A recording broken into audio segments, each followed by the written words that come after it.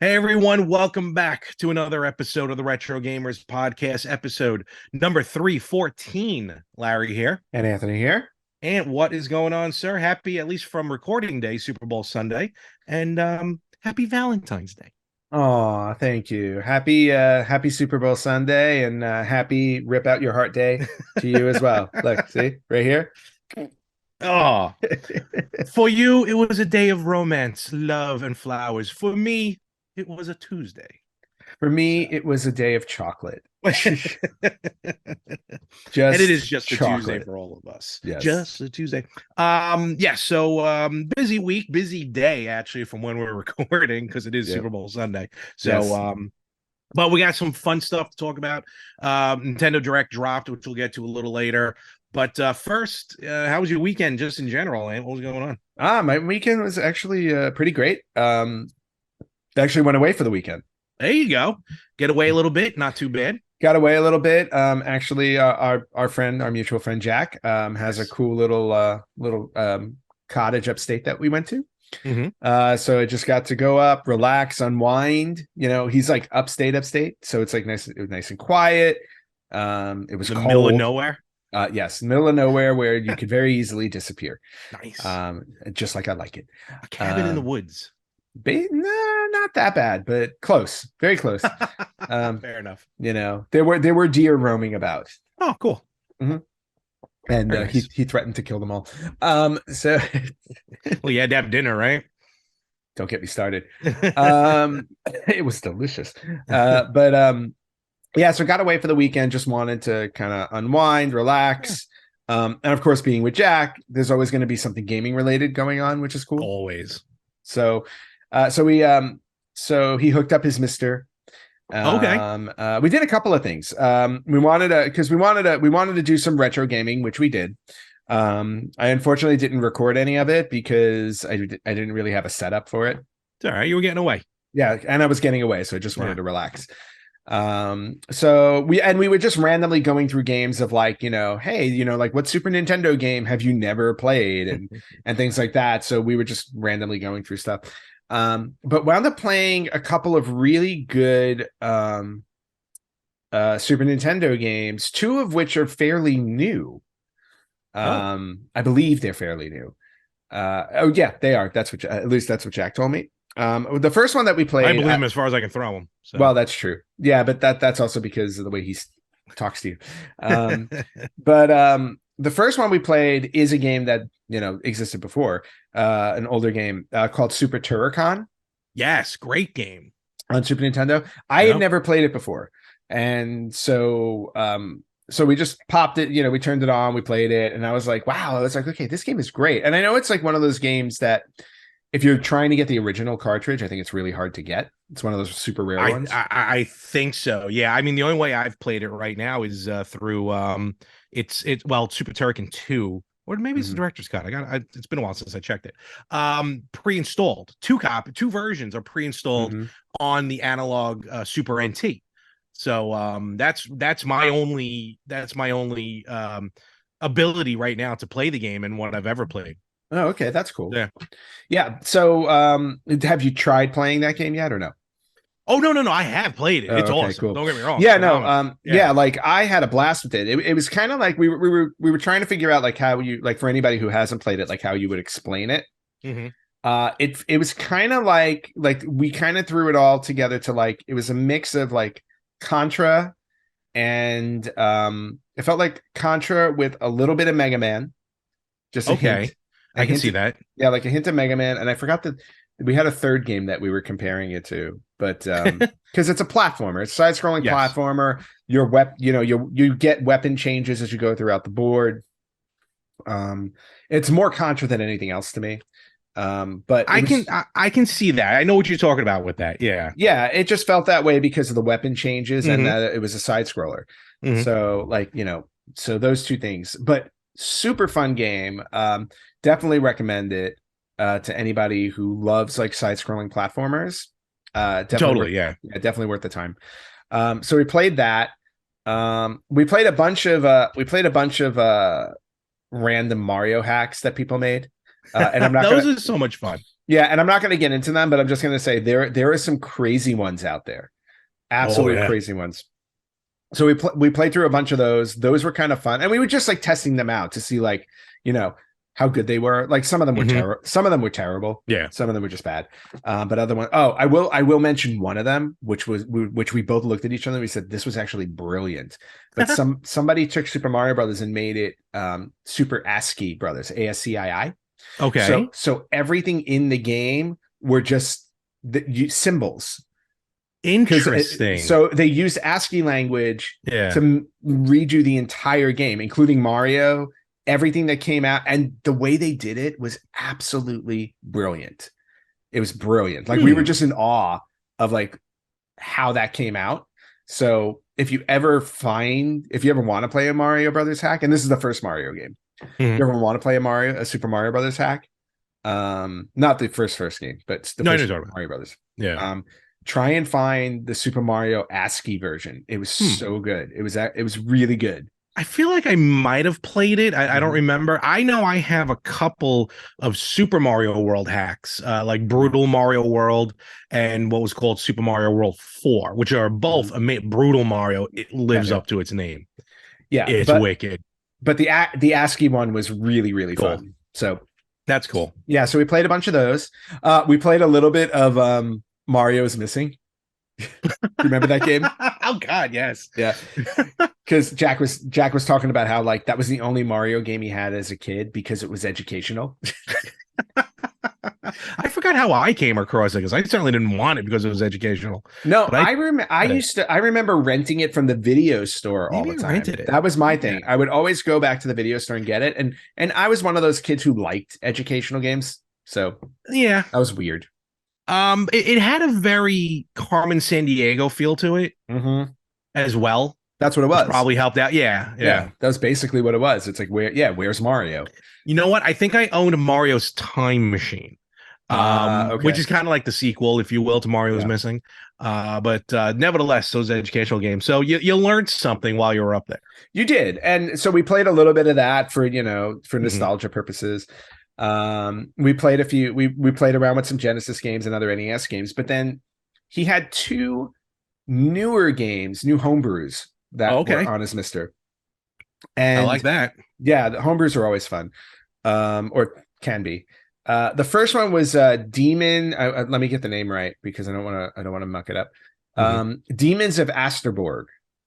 Oh, okay. I see what you're saying. So I know what you're talking about when you say homebrew, but I feel like today's day and age, it's just an independent publisher game now. Yeah. All right. I'm sorry. Homebrews are more like what? Like well, you know what? I think homebrew. No, I'm not saying you said anything wrong. I'm just saying I feel like homebrews have morphed into independent publishers now. Yeah. So right.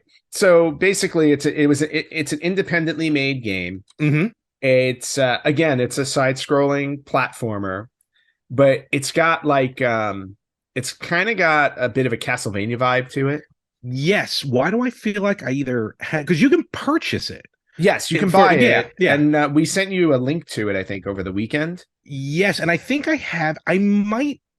Well, I definitely looked at it because I'm pulling it up now on my computer, and the website already started pulling up. There you go. Yeah, that's what it was. Yeah, you can buy the game. You can buy it on the Sega Genesis, on Steam, or on Switch. I think I bought it on Switch just to save a little money, but I was almost going to buy it for the Genesis. Nice. And you're right. The game is phenomenal. Yeah, it's super fun. We played through like the first like 3 or 4 levels. Had a blast with it. Absolute blast. So it's available on Steam, so I might wind up grabbing it for Steam. Okay. We'll see. Or I'll get it for Switch, one or the other. Yeah, it play. Even on the website, I'm just going to quote the website as far as the games that they say. It kind of titles akin to Ghouls and Ghosts, like you said, Castlevania, even like Mickey Mania. Just the way the game plays. So not as cute as Mickey Mania, but definitely worth. It's worth the purchase. Yeah, it was definitely a lot of fun. Like I wanted to play through it. Yep. I definitely wanted to play through it. And then the third game that we the other game that we played that was really fun, also independent game for the Super Nintendo, was called Tanglewood. And yes, I've heard of this. Well, yeah, it's been so around for a while. So yeah, it's been around for a while. It's a side-scrolling. I want to say it's a combination, like a side-scrolling platformer puzzle game hmm where you're going through the board. You're a fox in the woods, and you're going through the board. And the object, at least right now, for as much as we played, the object of the game was to get through the woods safely. hmm And you had to do that by finding different. I don't even know how to explain them. These little puff balls hmm that give you like a special power for a limited amount of time so that you can traverse the level. You know what? I was thinking of something different. I thought this game. No, no, I just pulled it up now. Okay. I was thinking of a game that was more supposed to come out more like Maniac Mansion, but this does not play like that. No, definitely not. All right, so this play. So you enjoyed playing this game as well, because this looks like another, like you say, kind of a side scroller. Yeah, it's a side scroller puzzle game, Yes. and you know me, I like puzzle games. It was also very like they were very it was almost like a kind of like a peaceful romp through the woods type of game. like it wasn't like there were enemies on top of you all the time. Mm-hmm. So it was kind of cool. And the music part was interesting because I had turned to Jack at one point and I said, you know, they don't really use that much music in it. He's like, no, he's like, they're very selective on where they put the music so that it has more meaning. Okay. And it actually, like when he pointed that out to me, I'm like, you know what, you're absolutely right. Because when music cues happen in the game, mm-hmm. you know something is happening based on like the type of music that's going on, and it actually does make the game a different kind of experience than another game where you always have background music playing. Yeah. So it's actually really cool because like when you're just going through the woods and it's quiet and everything like that, it's like, oh, this is kind of like peaceful. And then all of a sudden, like you come up on an enemy and you hear some music where it's like, oh, okay, I got it. Just really fun game. Yes. This is another one actually. Again, you can purchase either physically. That's where I saw this game. It was on Mega Cat Studios sells it and they published it. Because I've bought some games from Mega Cat. It's also available on the EverDrive. Oh, nice. It comes packed with Xenocrisis, which is phenomenal. Okay, cool. So now, all right. So that's going to lean me probably more towards purchasing Tanglewood now for the Genesis. There you go. That's pretty cool. All right, cool. Yep, that MiSTer is ridiculous. What? The MiSTer. The MiSTer, the MiSTer is insane. Like like he was showing that off to me, and I'm like, wow. I go, this is like next step, next level. Is that what you say? Yeah, next level. Do people say that anymore? Why not? We'll say it's retro. Yeah, but just really, really fun. And then on top of that, like aside from all the other games we played, two other things. We talked about it recently a couple weeks ago that somebody, I don't remember his name, we said it last time, created Castlevania Chronicles 2. Oh, yeah. Which is Castlevania 2 Simon's Quest, but they remade it. They remade it like the original Castlevania Chronicles. Yes, and nothing official, not backed by Konami, nothing like that. This would be a homebrew. Yeah, this would be a homebrew. Okay, so this is a full-on homebrew that's free to download for your computer. So you can just download. It's an exe file, so you can just download it, double-click, and play it. It doesn't cost anything because obviously he doesn't have the rights to do it. Yeah, but it plays. It's beautiful. It's a beautiful game. And not only that, but the developer, and I hope you're looking it up, and that's why I am. Yep. Okay. So I'm not paying attention. The developer who made it actually updated the game because everybody knows, Larry, we've talked about Castlevania 2 a number of times. Everybody knows how frustrating it is because they didn't translate it well for the US release. So a lot of the English translations for the NPCs that were supposed to help you out didn't help you out properly because they were translated wrong. Not only that, but for me, the only problem has always been the day to night, night to day. It takes forever. Right. And it takes like 5 minutes to do. Now I didn't get to that point in the game when it changes from day to night because I was having an issue playing it because when you play it on your PC, you have to use your keyboard. And there was, as far as I could tell, and Jack checked too, there was nothing in options that allowed you to change it. So I'm not a PC player with a keyboard. I'm not. No, neither am I. So if I can't use a controller, I really struggle. So I didn't get that far into the game because I was just having trouble playing with the keyboard. However, if you have a Steam Deck, you can install it on your Steam Deck. And when you do that, because the Steam Deck automatically assigns the controller buttons to equate to a keyboard based on the game, you can play it on the Steam Deck with the controllers. So you can map it out. Okay. It automatically maps it out. I don't think you can change it. Gotcha. Or you might be able to. I don't know, because I didn't get into it. So Jack installed the game on my Steam Deck. So now I can play Castlevania Chronicles 2.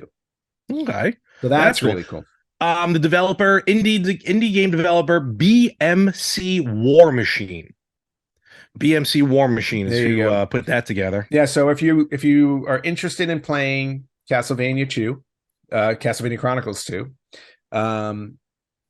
this would be a version to try it. Especially, actually, Larry, I would recommend you giving it a shot. Well, you might not be able to with your Mac. I don't think I can play. Yeah, unfortunately. But the reason, well, next time you come over, try it on my Steam Deck. And the reason why is because now the game tells you, not only gives you like the NPCs give you the information you need. He also reordered some of the map to make it a little bit easier to get through the game. And there's a map screen. That I like. Okay. So now you know where you're going.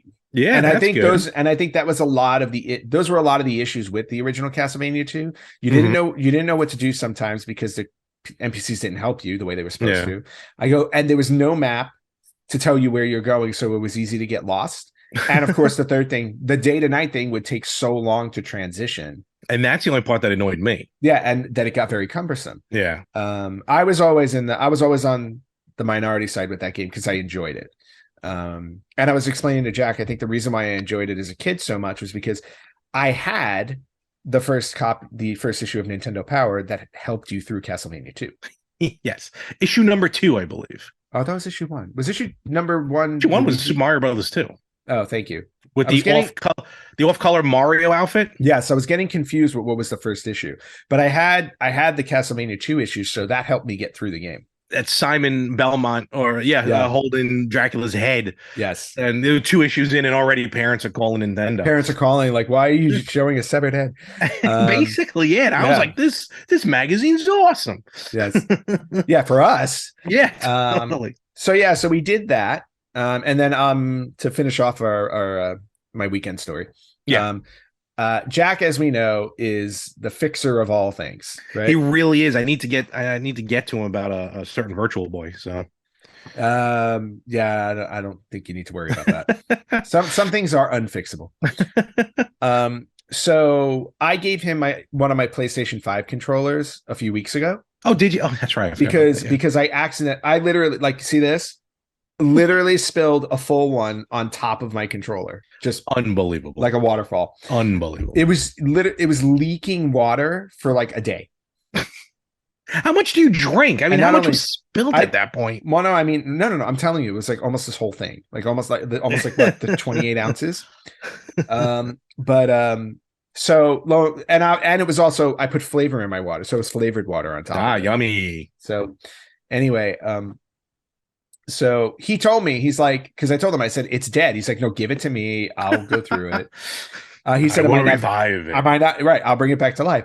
So if you want to see what the inside of your PlayStation 5 controller looks like, well, wonder no more. Oh, because this is the inside of a PlayStation 5 controller. Oh my God. Yeah, that's actually just about what I expected. But what is he taking apart here? Good Lord. What happened was he took the whole thing apart. Clearly, he took the whole thing apart. You can see the buttons on the lower right corner. Yeah. And when he took it all out, like if you like, literally, we were holding it up to our nose, and it's like, it smells like berry. And I'm like, yeah. I go, because I spilled acai berry storm water, flavored water on it. So he took some isopropyl alcohol. Yes. Like 99%. Oh yeah, no, that's every time I watch like there's a couple videos on YouTube I watch where they get like a broken system, basically what he's doing, and they just they fix it, and it's always isopropyl alcohol because that apparently destroys nothing. So yeah, so like he took the thing apart, like here are the L and R buttons over here.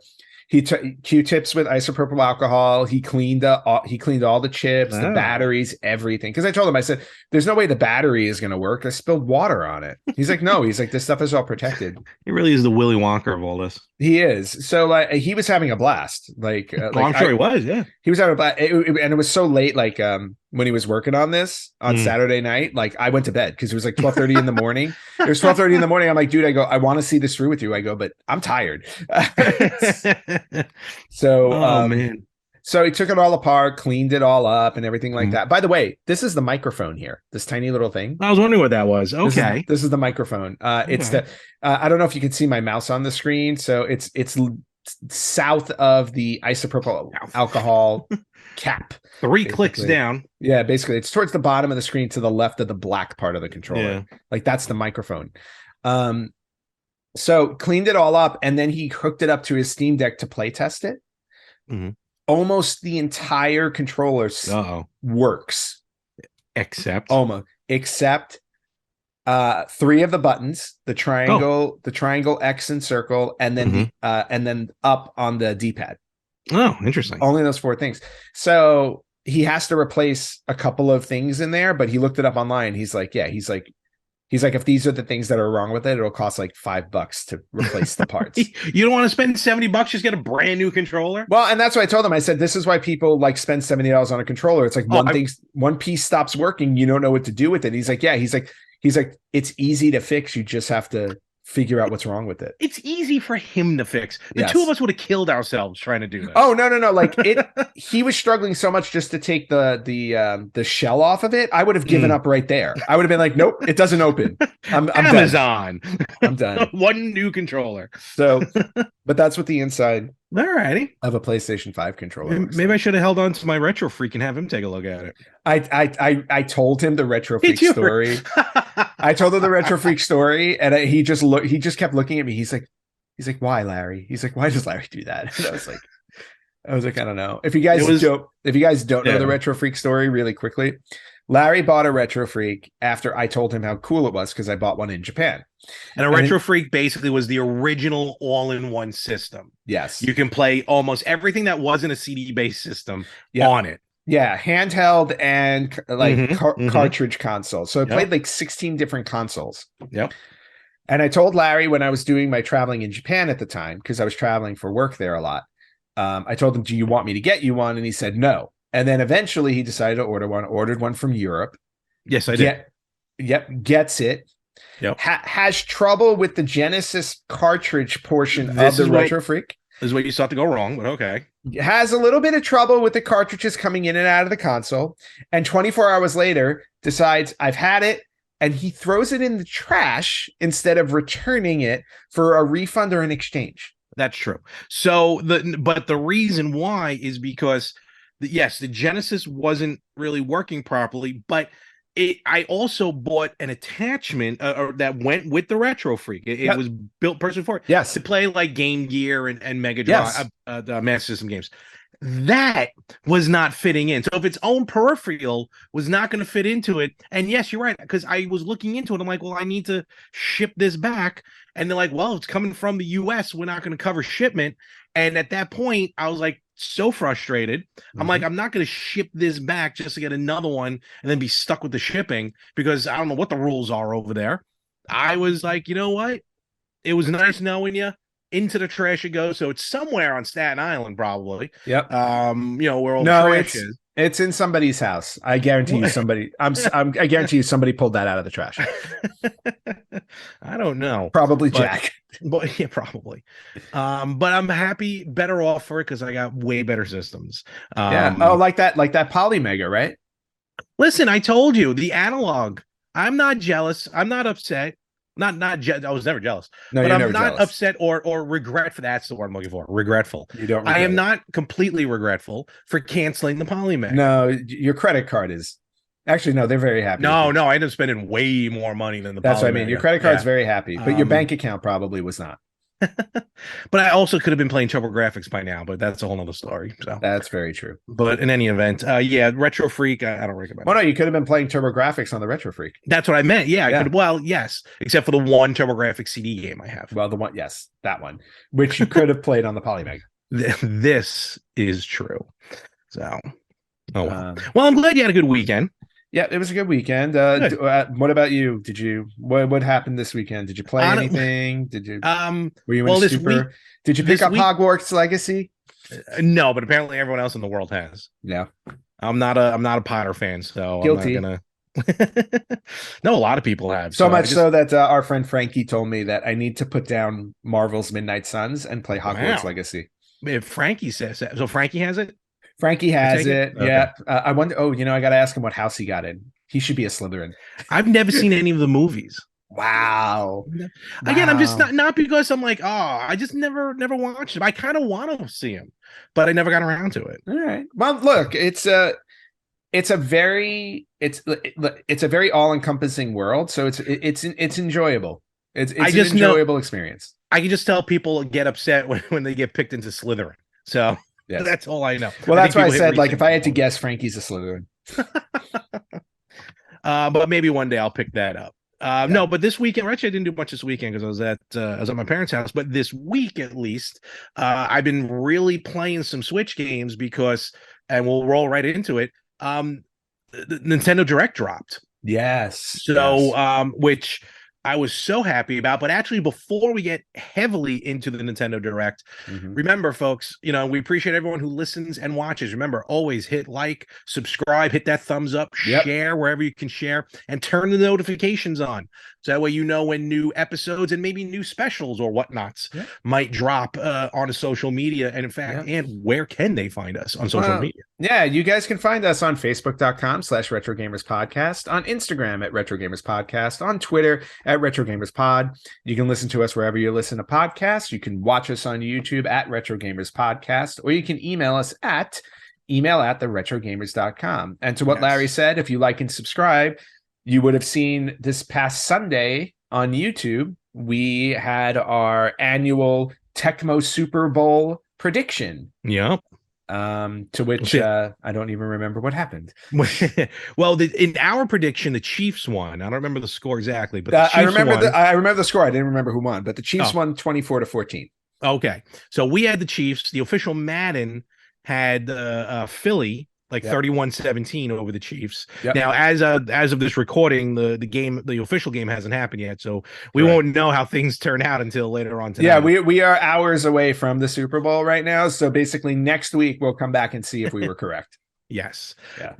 But what I this past week that dropped was a Nintendo Direct. Yes. And as always, I love online. Everyone online is always like, oh, when's the next Direct? As if this thing comes out once every 3 years, or when like there's a blood moon showing or something.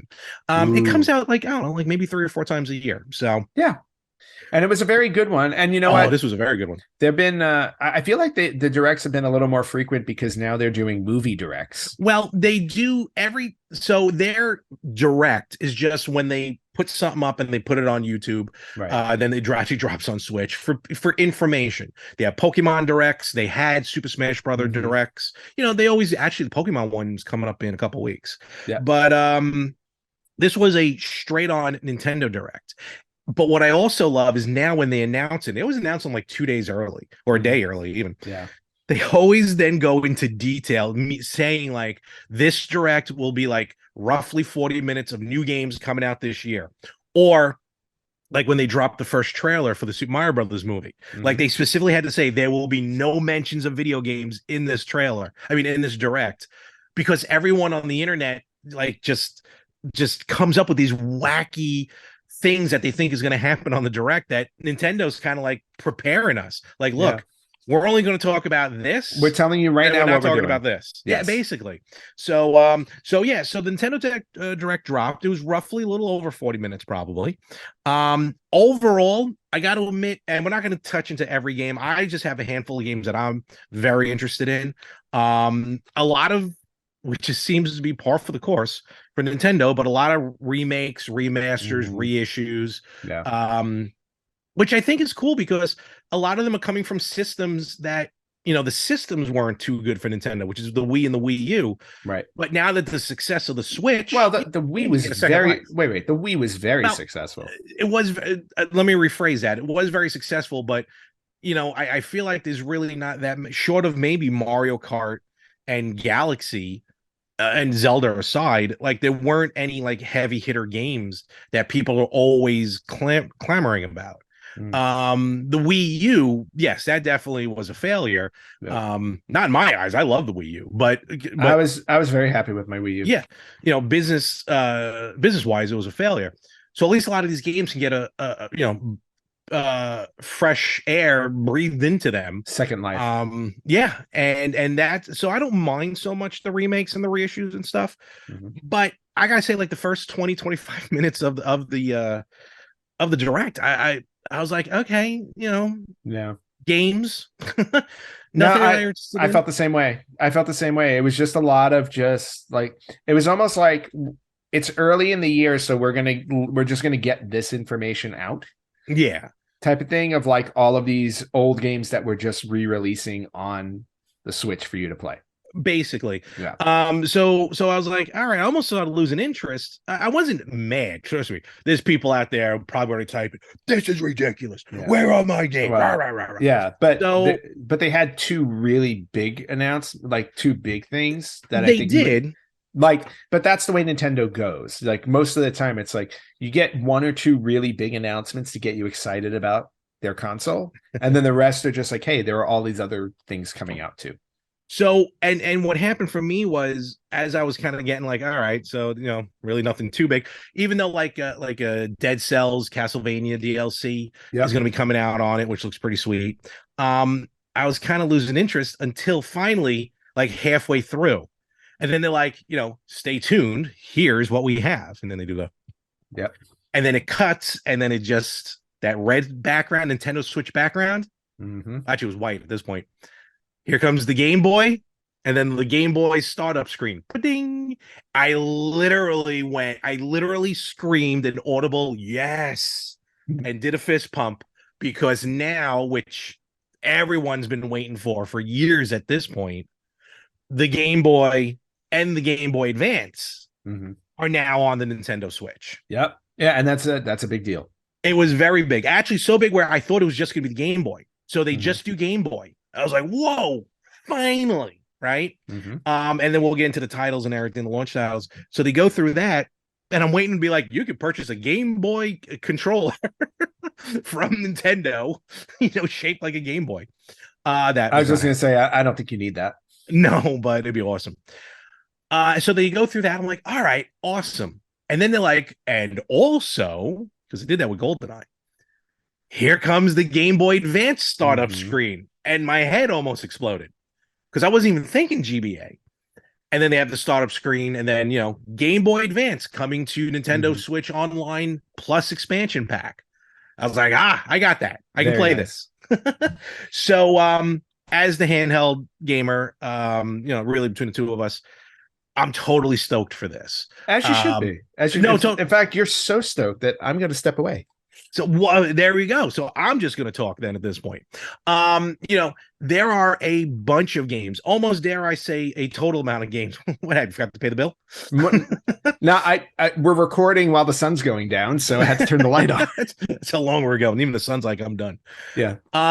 There are a list of games on the Game Boy and Game Boy Advance that I dare will put up against any game nowadays as far as a like top games list overall.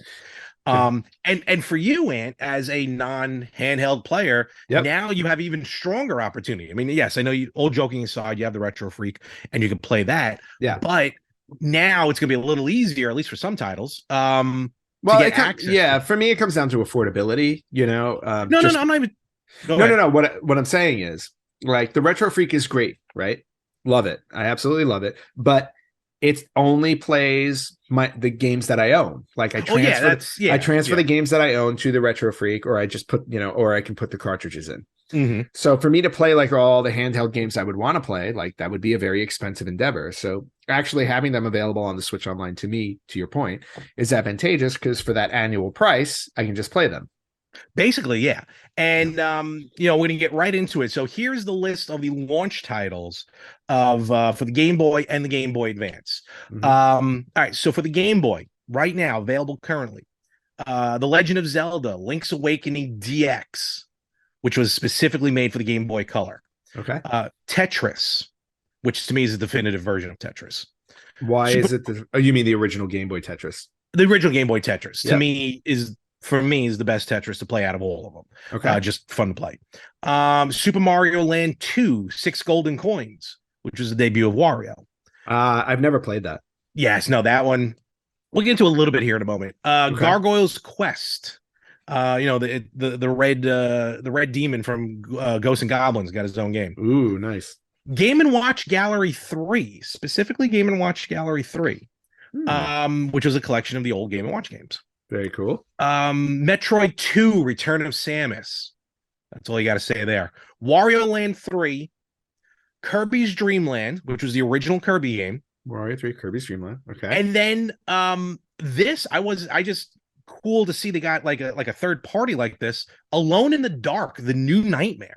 Ooh. Very interesting. Very interesting. And these, of course, are the North American releases. Japan will have one or two slightly different games. I think they have a Mahjong game on the game on there. Oh, nice. Yeah. Mahjong's a fun game. Oh, no, it is totally. So right off the bat, these games right here, phenomenal list to start off with.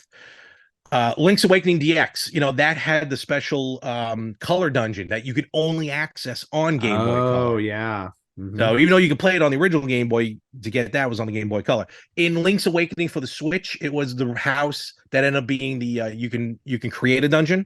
Yeah. Remember that? Yep. In the Game Boy game, that's the color dungeon. That's the color dungeon. Yes. Okay. That's really cool. Super Mario Land 2, 6 Golden Coins. Again, the debut of Wario.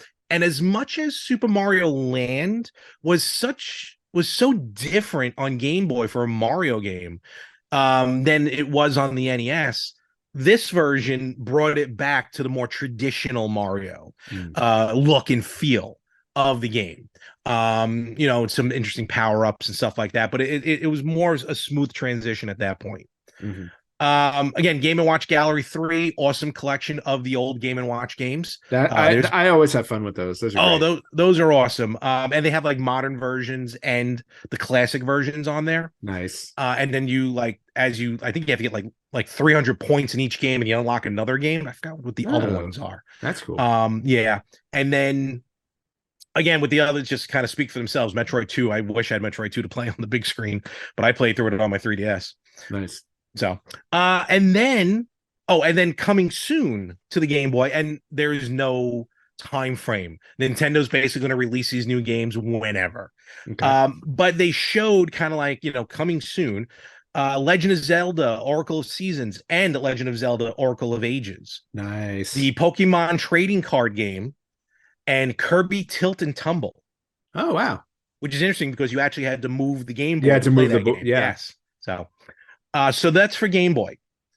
Oh, one more thing to mention. With the Game Boy, you can choose to play Game Boy, the original, which is green, Game Boy Pocket, which is a screen black and white, or Game Boy Color, which does add some color to it. Okay. The Game Boy Color games will play natively as Game Boy Color games. So I thought that was pretty cool. That is awesome. Yeah, I'm leaving it on the green, the original Game Boy screen. I just find it more fun. And they also have one more option where you can have like a big, not wide, but just a bigger screen or a smaller screen.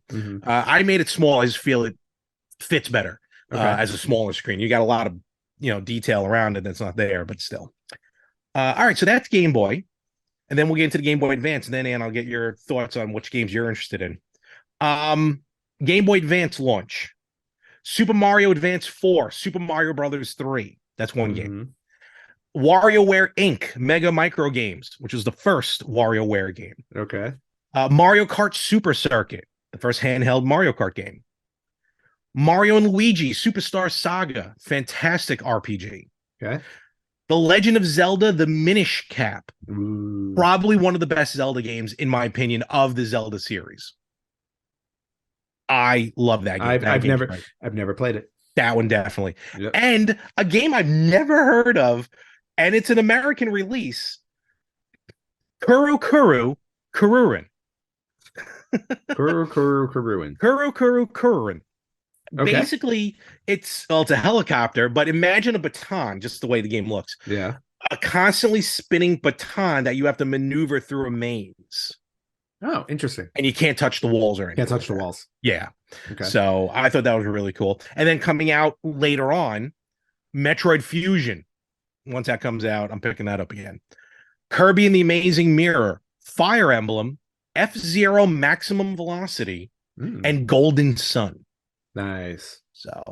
So yes, these, I am so stoked for these. I mean, I know right now you just have access to the Game Boy games, which in themselves is fantastic. Yep. Any of these you're interested in, like you're like, oh, now I can finally try this out. Well, yeah, I mean, Minish Cap for one, for sure. Because Yes. I've never played Minish Cap. Oracle of Ages and Seasons, I actually bought those games, and I got like probably at least halfway through Ages, and then I did Same one of with my me. many. I just did one of my many moves. Yeah. And then it just fell apart, fell to the side. So those are definitely intriguing to me. Any of the Zelda handheld games, because I haven't played them. Yeah. Super Mario Land 2, I'm interested in for sure. Or the 6 golden coins. Yep. Also I've never played the handheld Mario Kart games, so that's another one I would definitely I'm looking forward to. And I've never played Metroid Fusion, so also on my list. That one's gonna be good. Yeah, if you get even Metroid 2 Return of Samus. Very, very good. Oh yeah, same thing. Metroid 2. You mentioned that earlier, because I've only played, I played Metroid on the NES. I've now played through Super Metroid because I did that recently. And then Metroid Dread, and that's it. Yeah. So I've never played any of the other Metroids. So looking forward to so there's a lot on there that I'm definitely interested in playing. Definitely. So then right after that, they were like, okay, now we're gonna move on with the rest of the thing. And then here's the new game. And you see Samus Aran. So now you're like, here we go. New Metroid Prime. Finally, they said 4 years ago they were releasing a new Metroid, and then a year later, they're like, nope, we're starting from scratch. Boy, did they start from scratch. They went all the way back to the beginning. Oh, yes, they did. Because they dropped Metroid Prime Remastered, the original Metroid Prime game from the GameCube. Yes. Which, from what I've heard, is like one of the best Metroid games. It definitely is. It switched the series to a first-person shooter, but like you're constantly looking through her visor, so it's like you're looking through her, it's like you're wearing her helmet, the way the screen is set up in the HUD and everything. Fantastic game on the GameCube. Obviously with remastered, it's got remastered music, remastered looks and everything to it. It's got now they're really crowing about the control scheme. Now it's a dual stick, which makes it a little bit easier. Okay. But they say you can switch it to like classic mode. Now the game is not like you can't use natively a GameCube controller, but you can remap, like on Nintendo Life explains how you can remap buttons to a GameCube controller, and then you can go real old school. Oh, okay, that's cool. What's funny is, not funny, but interesting, Metroid Prime Remastered was dropped immediately that day digitally on the eShop. The physical copy will be available February 22nd. That I'm looking forward to, because I thought I actually own the original, which I don't. So okay. So are you gonna not anymore. Are you gonna get the physical copy or just have the digital one? Of course I'm gonna get the digital. How dare you? Of course. I thought I would ask because you've been buying physical copies of things. No, I haven't. You bought me a physical copy for Christmas. Well, because you were waiting for one that was never going to come out on the Atari VCS. I still had hope. Yeah, your hope is gone. It's over. Hope is gone. It's over. Is gone. It's over. So, but I will pick it up. I don't have it on GameCube anymore. It was released on the Wii for the trilogy. They actually put the first 3 Metroid Prime games on one disc. Don't got that anymore either. Probably traded them in. But I'll definitely go for Metroid Prime. Very nice. Well, see, and for me, Metroid Prime, and one of the main reasons why I never played it is because I've always had issues with first person. First person used to give me headaches. I never played them. I will say nowadays I've kind of gotten used to them more, like thanks to PSVR and stuff like that. I can kind of handle first person games a little bit better, but limited amount of time. Like I can only do it for so long. So I might be willing to give this one a try because I've heard how amazing it is. So Cool. I know we're starting to run a little bit out of time, so I'm just going to mention these other ones real quick. Again, ones that I find personally. Yeah. I mean, no offense to Anthony, just the ones that I found. No, knock yourself out. Remaster a deluxe game from the Wii, Kirby's Return to Dreamland Deluxe, drops February 24th, 2023. That game I actually still have on the Wii, and that one I'm debating whether or not if I'll rebuy the deluxe version. Okay. Because now I'm kind of leaning towards keeping some of the old stuff. Some, not all. But Kirby's Return to Dreamland, really cool. You got a new mode where the main antagonist or helper in the game, Magalore, I always mispronounce his name. After you complete the regular story mode, you go back and you help. He has like a new separate mode, which is why I might end up buying this because there's another mode attached to it. Mario Kart 8 Deluxe Wave 4 has been partially mentioned. Coming out sometime in the spring. It will be a brand new map, a brand new course, I should say, Yoshi's Island. Yes, that's really so. This is exciting. Brand new from scratch. Yeah. And, so new track. Always a good thing. And for the first time, they're actually adding a new or returning driver. Yes. Birdo. You'll be able to play as Birdo in the new wave. Yes. Oh, Birdo. The the ever enigmatic Birdo. Yes, basically. So that's cool. No exact date, but that'll drop in the spring. A game series that I originally bought on the DS. I really haven't stuck to it, but the original game on the DS rocked. If you're into puzzle games, like straight up puzzle games, look out on the Switch. Professor Layton is coming back with mysteries galore. Professor Layton and the New World of Steam will be dropping. No idea. No, but these, I mean, like pure puzzles. I think Ann, you would love this series. Well, you know me, I'm a puzzle lover. I do love puzzles. Yeah, and DS was also because it had the touchscreen, so you're actually in there with the puzzles. We'll see what happens this, and then finally coming out. I guess things in the world have finally calmed down enough. Advance Wars 1+2 Reboot Camp will be dropping April 21st, 2023. Yeah. They held that off for a long time. For a little bit, yeah. Funny enough, at this point, they can just drop the originals on the Game Boy Advance, but we got the reboots or the reboot camp. Looking forward to those. And that, for me, again, no disrespect to any other games announced, those were the big ones for me for the Nintendo Direct. Okay, very cool. Well, you kind of covered pretty much everything that I would have covered. I would have covered all of what you said, but there wasn't as much that I was like really thrilled. Like, you know, not thrilled about, you know what I mean? It's not like I hated it, but there weren't a lot of games where I'm like, okay, I'm excited about this. The Game Boy, the Game Boy Online was definitely cool to hear. Yeah, Metroid Prime coming, Metroid Prime remaster, also very cool. But obviously, for me and a lot of people, I'm sure. Well, there was nothing else announced, so I don't know. At least nothing of the latest trailer for Legend of Zelda: Tears of the Kingdom dropped, and it was beautiful. It was beautiful. If you weren't excited about the game, it will definitely get you there.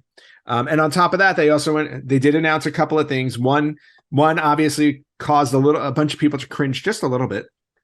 That the price for Tears of the Kingdom will be an extra $10. So it's going to be $70 to buy the regular version. The base game.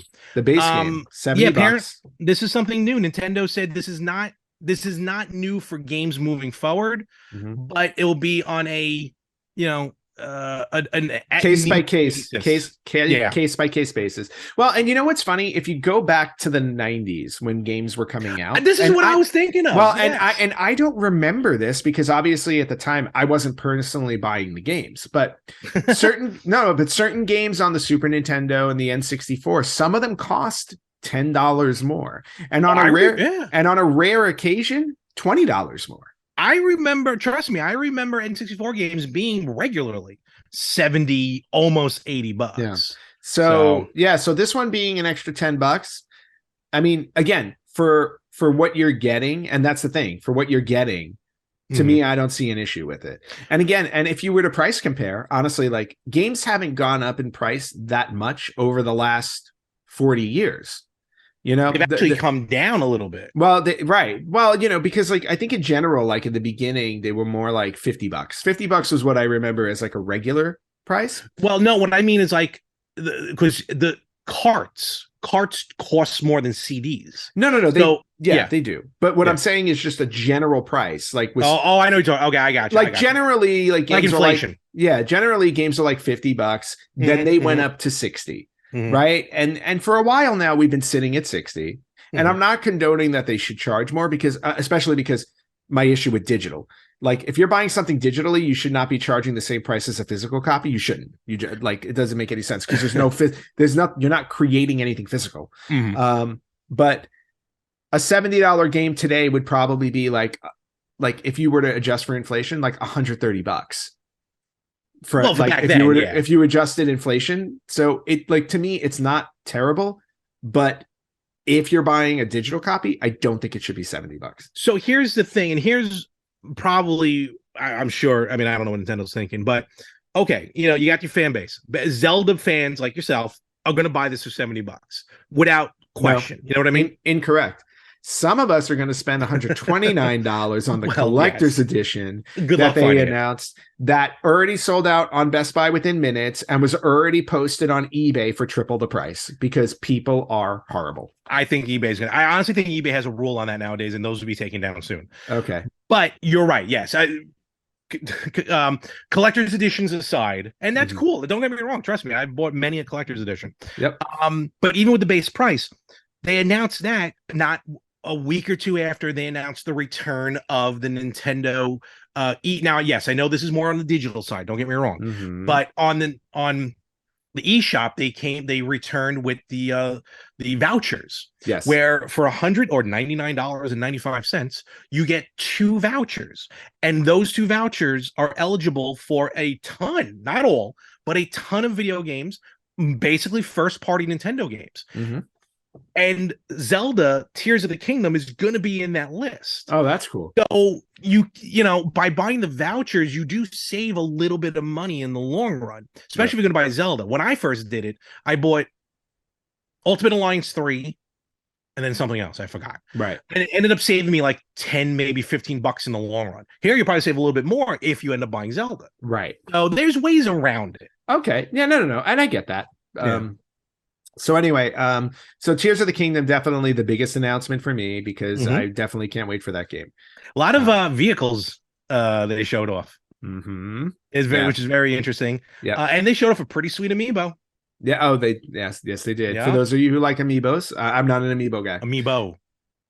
Plural of amiibo is amiibo. The plural of amiibo is amiibo. Yes, that's official. Okay.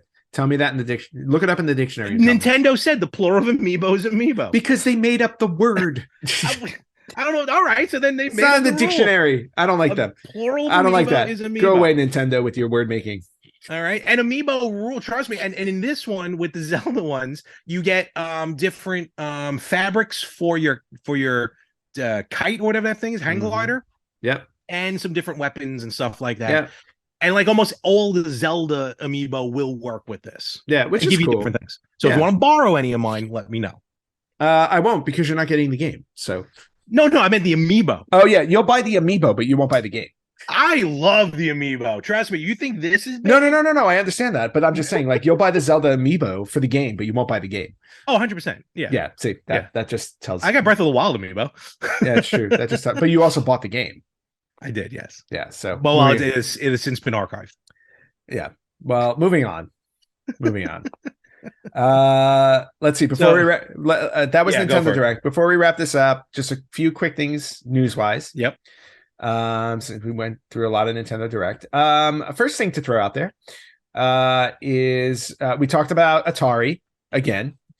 And how I got Larry Atari's 50th anniversary collection, which is awesome, because he was waiting for it on the VCS. It's never going to wind up on the VCS. Yeah. Unfortunately. But Atari recently announced that they are releasing a 50th anniversary box set, which contains 10 physical Atari 2600 VCS cartridges. And each individual package is going to be contained in a distinctive black box with a remastered version of the original key art for the game. Cool. And when all 10 cartridges are displayed together in a row, they reveal the Atari 50th anniversary logo on the spine. So it's like a 10 box collection. If you were buying them individually, it gave you a reason to keep buying them. Basically. But this is going to be a limited edition release. They're only making limited edition. They're only making 100 of them. That's like uber limited right. edition, in my opinion. So super limited. The 10 games included are Adventure, Missile Command, Warlords, Super Breakout, Crystal Castles, Haunted House, Yar's Revenge, Centipede, Asteroids, and Gravatar. Okay. And this collection can be yours for a very low price of $999.99. Yeah, it's that is a collector's item. I mean, look, it's a collector's item. You know, what can we say? The individual games have always been $100. Yeah. Like when I saw them sold, and that's why I never pulled trigger in any of them, because I'm like, So now you can get 10 of them for $1,000, but unfortunately, pre-orders have sold out. I'm sure. And not only have pre-orders sold out, if you go on eBay, some schmo who's already got his pre-order in has posted it for $5,000. Oh, ridiculous. Unbelievable. I just started playing Gravatar actually for the first time because of the Atari 50th anniversary. Yeah. Gravatar is awesome. No, it's a fun game. It's an absolutely fun game. But two more quick bits of news. Apple's R-rated Tetris movie. Yeah, so I'm actually looking forward to this. Yes. Is now going to have a premiere in March. Yeah. For those of you who don't know, basically the movie talks about it's based Talking on the Tetraminos. Yeah, no, it's not the Tetramino, but it's about the chase to secure the rights to the game. Which is an interesting way to go. Interesting way to go. And it's actually starring Taron Egerton, who's kind of a heavyweight in Hollywood these days. He's popping up in a lot of stuff.